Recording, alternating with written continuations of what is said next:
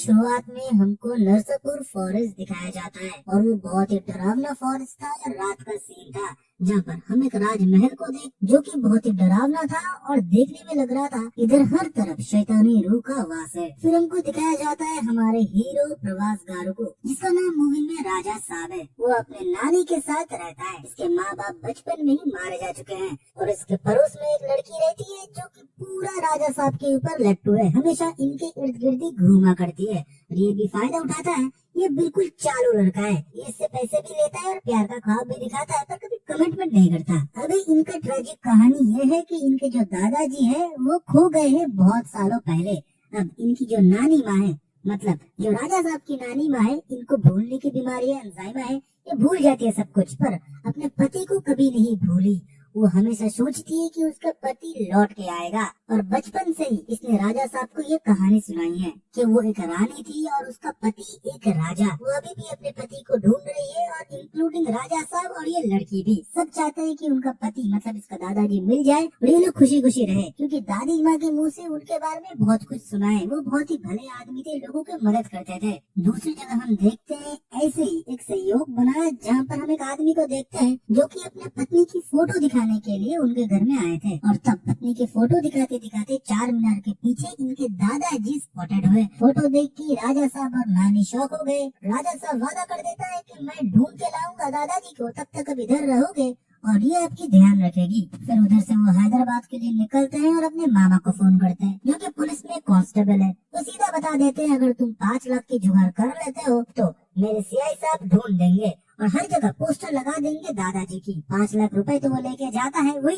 पड़ोसी लड़की को ब्लैकमेल करके, मतलब थोड़ा प्यार का झांसा देके। बस से उतरने के बाद एक दोस्त से मुलाकात होता है जो कि गांव में बोलता था बहुत बड़ा काम करता है, इधर वो ऑटो चलाता है। उसके ऑटो में बैठ के वो निकलने ही वाला था जब एक सुंदर सी कन्या के ऊपर उसका नजर पड़ता है, जो कि क्रिश्चियन रिलीजन को फॉलो करती है और आगे जाके नन बनने वाली होती है। पर उसके ऊपर तो वो लट्टू था। सीधा उसके पीछे पीछे चर्च चला जाता है और चर्च में जाके जब वो सुनता है कि उधर वो लोग डोनेशन इसलिए मांगते हैं कि एक छोटी बच्ची को हार्ट के लिए मदद चाहिए, तो उधर वो 3 लाख रुपए डोनेशन कर देता है और कन्फेशन रूम में जाके ये भी बता देता है कि एक लड़की से वो प्यार करता है जो कि पहले नजर में हो चुका था। और कन्फ्यूजन रूम के पिछले कमरे में कौन बैठा था? वही लड़की ट्रेसी, जो सब कुछ सुन रही होती है। पुलिस स्टेशन में जाने के बाद राजा साहब कहानी सुनाता है कि असलियत में हुआ क्या है। उसकी दादी माँ देवगिरी राज्य की रानी होती है और उनका पति गंगाराजू उधर का राजा होता है, जो कि उनका पति भी होता है और वो बहुत ही नेक दिल है, लोगों की मदद करता है। पर एक बार जब देवी माँ के वस्त्र चोरी हो गए थे,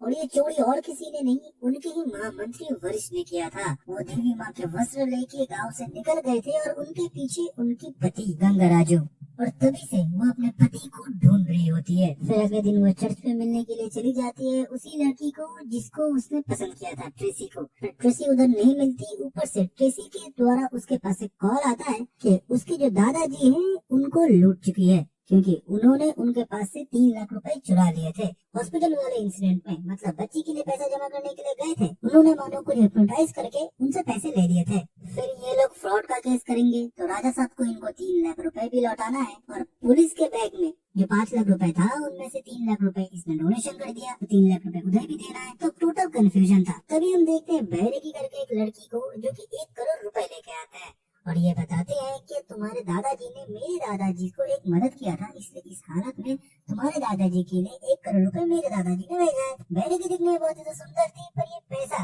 वो सिर्फ दादाजी को ही देंगे, इनको नहीं देंगे। फिर से राजा साहब अपना जाल बिछा ही रहा था जो लड़कियों की तरफ वो बिछाता है। तभी उस बैग के ऊपर लोकल गुंडों का नजर पड़ा और बैग लेके वो लोग भागने लगे। फिर क्या था? वही मासी एक्शन, मासी फाइट, राजा साहब के बीच और गुंडों के बीच। इतना ही लॉजिकल फाइट था जो कि साउथ में ही बन सकता है। फाइट करने के बाद लड़की टोटल इम्प्रेस हो जाती है राजा साहब से और ऊपर से पुलिस स्टेशन फिर से बुलाया जाता है। तभी राजा साहब देखता है जो आदमी वो पैसे लेके भागा था, महामंत्री वशिष्ठ, वो उनको फॉलो कर रहा है। तो उनको जाके वो पीटना शुरू कर देता है और बातें बुलवाना शुरू कर देता है कि तूने क्यों वो सब कुछ लेकर भागा था, इसलिए मेरे दादाजी आज इतने साल से तुझे ढूंढ रहे हैं। पर महामंत्री वशिष्ठ तो कुछ और ही बोल रहे हैं। वो ये बोल रहे हैं कि तुम्हारे दादाजी के बारे में तुमको जो पता है असलियत में वैसा नहीं है, वो बहुत ही क्रूर है और बहुत ही लोभी है और तुम्हारे दादी माँ के दिमाग के साथ वो खेल रहे हैं। ये एक माया जाल है बेटा। इनके बात पे राजा साहब को विश्वास नहीं था, पर भैरवी आता है और अपना असली परिचय देता है और ये बताता है कि तुम्हारे दादाजी को हम लोग भी ढूंढ रहे हैं। फिर उसके दादाजी के बारे में बताया जाता है और ये बताया जाता है देवगिरी राज्य के बारे में। वो बहुत ही विशाल राज्य था और बहुत ही खुशहाल भी, जहाँ पर तुम्हारी दादी माँ एक राजकुमारी थी, गंगम्मा, जिनको हम लोग पूछते थे, और उनकी महामंत्री मैं था। जहाँ पर मैंने पहली बार देखा था तुम्हारे कपटी दादा गंगराजू को, जो कि बाहर किसी गांव से आया था, इधर भिक्षा मांगता था। तुम्हारी दादी माँ के ऊपर उसकी बुरी नजर था। तुम्हारे दादी माँ जब मंदिर के बाहर भिक्षा दे रहे थे, उस कपटी ने उनका हाथ पकड़ लिया। तब हम सब ने उसको बहुत मारा, पर तुम्हारे दादी माँ ने बताया कि भूखा होगा, इसे छोड़ दो। पर उसके मन में यही था कि तुम्हारे दादी माँ को अपना बनाएगा और पूरा राज्य के सोना को वो अपने पास रखेगा, इस राज्य को वो शमशान बना देगा। इसकी इतनी बेइज्जती हुआ था। फिर वो उधर के सबसे बड़े तांत्रिक, जो कि काली शक्तियों में महारत हासिल है, उसके पास जाता है। आधा शैतान आधा इंसान था। उसके पास जाके वो अपना दुख सुनाता है और ये बोलता है मुझे सोना चाहिए और राजकुमारी गंगम्मा से विवाह चाहिए। इसके लिए वो खून मांगता है और बलि मांगता है। वो जो घोड़ा लेके गया था उसका बलि वो दे देता है और अपना हाथ काट देता है जहाँ से खून की नदियाँ बह रही थी। फिर उसको वो तांत्रिक तप करने के लिए बोलता है, जो कि शैतानों के बीच में कुएं के अंदर था, जहाँ पर बहुत डरावने नरक के शैतान थे, जो कि उसे देख रहे थे तप करते हुए। फिर दिन बीत गया, रात बीत गया, फिर उसका तपस्या सफल हुआ। तांत्रिक ने उसे एक प्रसाद दिया था, जो कि गंगम्मा को खिलाने के बाद वो उसके दिमाग को पूरी तरीके से अपने वश में कर सकता है। जैसे वो बोलेगा तुम्हारी दादी माँ वही करेगा। वो महल में घुसता है और अपनी शैतानी शक्तियों से सैनिकों को निरस्त्र करता है और उनको बेहोश कर देता है। फिर छल और कपट से तुम्हारे दादी माँ को वो प्रसाद खिला देता है, ये बोल के भिक्षा मांग के उसने लाया है। तुम्हारे दादी माँ फिर उसके वश में हो जाती है। जो वो बोलता है वही वो करती है। धीरे धीरे राज्य की हर एक सोना चांदी जेवर पे वो अपना कब्जा बिठाता है और ये तक की और आखिर में हमारे देव के, हमारे भगवान के बेशकीमती आभूषण चुरा के उधर से वो चला जाता है और तुम्हारी दादी माँ को बोल के ये जाता है ये काम मैंने किया है और वो बिल्कुल निर्दोष है और मुझे ढूंढने के लिए जाता है। तुम्हारे दादी माँ के दिमाग उसके वश में था, इसलिए वो कुछ नहीं देख पा रहा था। तुम्हारे दादी माँ के हाथ हर एक घर वाले ने छोड़ दिया था और तुम्हारे पापा तक उनके गोद में थे। कुछ टाइम बाद ये भी खबर आया कि उनका बेटा जो है मारा गया था और उनको एक लड़का भी हुआ था, जो कि तुम हो राजा साहब। तब से मैं तुम्हारे तलाश में हूँ और तुम्हारे दादी माँ के, और मैं तब से ढूंढ रहा हूँ तुम्हारे दादा को, गंगराजू को। पूरे कहानी पता होने के बाद राजा साहब की आंखों में आंसू आ गया। वो अपने दादी को फोन मिलाता है और ये बोलता है तू एक राजकुमारी होते हुए भी इतने दुर्धर सहे है, तुझको जो भी तेरे हिस्से में है मैं सब कुछ तुमको ला के दूंगा और दादाजी को तेरे सामने लाऊंगा मैं। फिर क्या था, राजा साहब उनके पर्यटन निकल जाते हैं ढूंढने के लिए गंगराजू को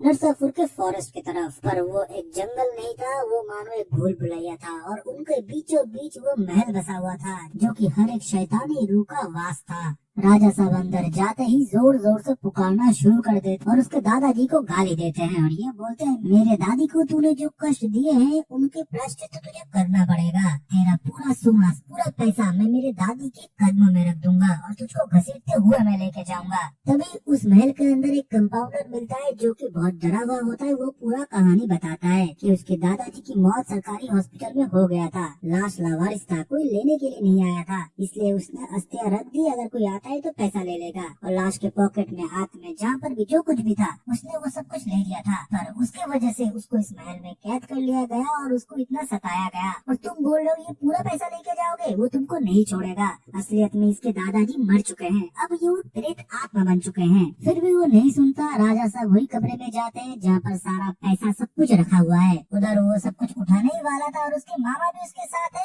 और वैरागी भी, इसी के साथ वो जो ऑटो ड्राइवर था वो भी था। पर जब पैसा उठाने ही वाला था तभी मानो एक व्हील पड़ा जाता है जहाँ पर उसके दादाजी गंगराजू थे। वो बोलते हैं कि ये महल मेरा पूरा शरीर है और ये पैसा जो है मेरा दिल है। मेरे मरने के बाद कोई भी वारिस इसका नहीं है, इसका पूरा वारिस मैं हूँ और ये महल मेरा पूरा शरीर है। मैं अभी भी जिंदा हूँ इन पैसों के बीच। और अपना वो शैतानी रूप दिखाता है। इसको देख के ये सारे लोग घबरा जाते हैं और उल्टे पैर बाहर निकलने की कोशिश करता है, पर महल तो पूरा सील हो चुका था, ये पूरा माया था। कंपाउंडर बोल देता है मैं बहुत टाइम से निकलने की कोशिश करता हूँ पर कभी भी नहीं निकल पाता। कभी निकलने की कोशिश करता हूँ तो अचानक से बिना पटरी के ट्रेन आ जाता है, कभी आग लग जाता है, इधर कमरे इधर उधर होने लगते हैं मानो कोई भूल भुलैया हो। बीच बीच में बहुत सारे कॉमेडी सीन भी है जो कि मूवी देख के आपको एक्सपीरियंस करना पड़ेगा। लड़कियों को लेकर भी, मतलब ट्रेसी भी उधर आ गई थी 3 लाख रुपए लेने के लिए भी, तो बैरागी और उसके बीच में भी थोड़ा खट्टा मीठा चीज होता है। उसी के साथ वो पहली वाली लड़की भी आ गई थी उससे मिलने के लिए। तो कॉमेडी सीन तो बढ़ के हैं। हम स्टोरी में जाता है और हमको ये पता लगता है कि राजू ने कॉल करके वही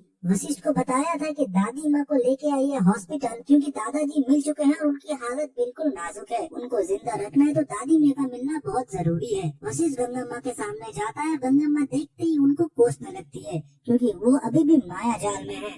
बोलता है कि मैं जो भी आपको बोलूंगा आप समझेंगे नहीं, आपको मैं ही गलत रखूंगा। पर राजू ने बताया कि आपके पति नाजुक हालत में हॉस्पिटल में, आपको जाना पड़ेगा। वो भगवान से मिन्नतें मांगती है कि मेरे पति को कुछ ना हो। तभी उनको स्ट्रोक आता है और नाक से खून निकलना शुरू हो जाता है, वो हॉस्पिटल में चला जाता है।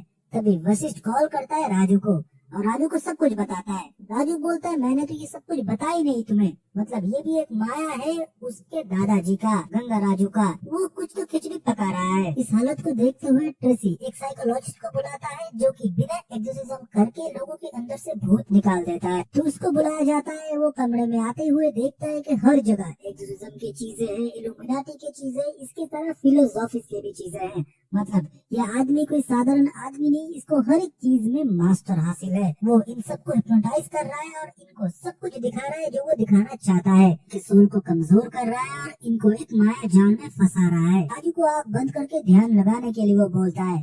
राजू बोलता है पहले तो उसे सब कुछ साफ दिख रहा था, अच्छे अच्छे मेमोरीज दिख रहे थे, पर बाद में अचानक से खून से सना हुआ कमरा, इसी के साथ ये महल दिख रहा था, इसके साथ एक कुआं जहाँ पर उसके दादाजी लोगों को मार रहे थे। उस याद से उसको निकलने की जब वो कोशिश कर रहे थे, गंगा राजू बार बार रोक रहे थे। जोर से चिल्लाने के बाद राजा साहब का जो हिप्नोटिज्म टूटता है। तब वो साइकोलॉजिस्ट बोलता है किस कमरे में तुमको लेके गए थे तुम्हारे दादाजी, उस कमरे में मुझे लेके जाओ। और उधर एक कुआं बना हुआ था जहाँ पर रस्सी लटक रहा था, कुएं से रस्सी खींचने में उधर से डेड बॉडी निकल रहे थे। ये लोग सब डर के उधर से निकल गए थे, पर उधर वो साइकोलॉजिस्ट था और उसके सामने उन्हीं की आत्मा गंगा राजू की, और उसे बोलते हैं पद्म भूषण फिर भी तुम मेरे दिमाग के पड़े नहीं हो, और उसको उसके हॉन्टेड चीजें दिखाता है। बहुत ही घबरा जाता है और बाहर निकलता है। वो ये बोलता है कि हमको अगर इससे जीतना है, हमको खुद ही खुद को हिप्नोटाइज करना पड़ेगा और खुद को एक शक्तिशाली सोल में बदलना पड़ेगा। पर ये सुनते ही गंगा राजू साइकोलॉजिस्ट को ऊपर ले जाता है हवा में और दे फेंक मरता है महल के बाहर। फिर से ये सारे लोग अकेले हो जाते हैं। अभी तो पूरा बड़ा खेल शुरू हुआ है। हॉस्पिटल में दादी की हालत बिल्कुल खराब हो चुकी थी। तभी हम देखते हैं जब उसको पता लगता है, राजा साहब गाड़ी स्टार्ट करता है, गेट तोड़ते हुए हॉस्पिटल चला जाता है और अपनी दादी को देखता है। पर ये मानो उसका एक भ्रम था, ये सब कुछ उसके दादाजी उसे दिखा रहे थे, असलियत में उसने गाड़ी स्टार्ट ही नहीं किया था। फिर उसके दादाजी उसको बताते हैं अगर तुम्हारी दादी की नॉर्मल डेथ हुआ तो मैं फिर से जन्म लूंगा और 6 साल के बाद मुझे ये सारे दौलत मिलेंगे, क्योंकि मैं बूढ़ा हो चुका था, मैं इस पैसे को भोग नहीं सकता। इसके लिए मैंने मेरे तांत्रिक से बात किया और उन्होंने मुझे ये सलाह दी। और आज ही वो रात है जहाँ पर तुम्हारी दादी माँ अपने प्राण से हाथ धो बैठेगी और मेरा फिर से पुनर्जन्म होगा। राजा साहब के हाथ में अभी कुछ भी नहीं था, उसको इसको मिटाना ही था। तभी वो सबको बाहर रखते हुए खुद महल के अंदर जाके दरवाजा लॉक कर देता है और हाथ में एक मशाल ले लेता है और सारे संपत्ति को आग लगाने की सोचता है। पर ये मानो उसकी एक भूल थी, जब वो पैसे को आग लगाता है उसको फिर से इल्यूशन होता है। उसे ये लगता है कि वो अपने दादी माँ को आग लगा रहा है, मतलब खुद ही अपने दादी माँ को वो जान से मार रहा है और इसके दिमाग से खेल रहा है उसका दादा गंगा राजू। मतलब वो अपने पैसे को ऐसे जलाने नहीं देगा। दूसरी जगह हम देखते हैं राजा साहब एकदम बेबस हो चुका था। तभी उसको उस साइकोलॉजिस्ट की बात याद आता है जहाँ पर उसने बोला था कि खुद को हिप्नोटाइज करना पड़ेगा और खुद के मन के गहराई में जाके खुद के सोल को स्ट्रॉन्ग करना पड़ेगा। फिर वो अपना आँख बंद करता है, अपने दादी माँ के बारे में सोचता है कि वो कौन थे, देवगिरी के रानी थे वो। बहुत कोशिश करने के बाद उसके दादी माँ के आत्मा से वो जुड़ जाते हैं। तब उसके दादी माँ उसे राह दिखाते हैं और बोलते हैं कि शैतान को तुझे ही खत्म करना पड़ेगा राजा साहब। उसके दादी माँ उसे शक्ति प्रदान करते हैं, इससे वो और शक्तिशाली होता है और पूरे महल को आग लगाना शुरू कर देता है। गंगा राजू की कोई भी तरकीब अभी काम में नहीं आता। तभी वो अपने तांत्रिक को याद करता है और बोलता है कि तुम मुझ पे समा जाओ तभी मैं इसको हरा पाऊंगा। तांत्रिक बोलता है इतना आसान नहीं होगा, ये पूरे इंद्रिय से जुड़ रहा है, तब भगवान उसका मदद करेगा। इससे पहले इसको खत्म करना पड़ेगा। तभी हम देखते हैं तांत्रिक जब गंगराजू के शरीर में आ जाता है वो विशाल दानव बन जाता है और वो दानव राजा साहब को पकड़ लेता है और उसके अंदर से रूह खींचना शुरू कर देता है और दूसरी जगह राजा साहब को दादी माँ अपनी पूरी शक्ति दे देती है। तभी हम देखते हैं कि हर एक इंद्रिय अनलॉक हो जाते हैं और भगवान भी राजा साहब का साथ देता है और इस शैतान को वो हरा देता है। बैटल वाला सीन था ना, आपको किसी हॉलीवुड मूवी से कम नहीं लगेगा। मुझे तो ये VFX वगैरह बहुत अच्छा लगा था। ये लास्ट वाला हम देखते गंगा किनारे दादाजी की श्राद्ध होने वाला था। दादी माँ को सामने लाने के बाद वो लोग सोचते थे कि दादी माँ कैसे रिएक्ट करेंगे और दादी माँ बोलते हैं कि ये कौन है, याद नहीं आ रहा बेटा, ये क्या हमारे घर में पेपर देते थे, मतलब ये इसे भी भूल चुके हैं जिनके लिए ये सब कुछ हुआ था। और ये 3 लड़कियां जो कि राजा साहब के पीछे पागल थे, अब राजा साहब किसे मिलेंगे। तभी हम देखते हैं कि राजा साहब रात में एक जगह जाते हैं जहाँ पर सर्कस होने वाला था। उधर एक आदमी एक हथौड़े से एक चीज को मार रहा था जो कि क्लाउन के वेश में था, जो कि दिखने में हूबहू राजा साहब की तरह लग रहा था। तो आखिर में हमको ये पता चलता है कि राजा साहब 2 निकलेगा प्रोबेबली नेक्स्ट ईयर। तो आपको मूवी अगर अच्छा लगा है तो वीडियो को लाइक करें और चैनल को सब्सक्राइब। तो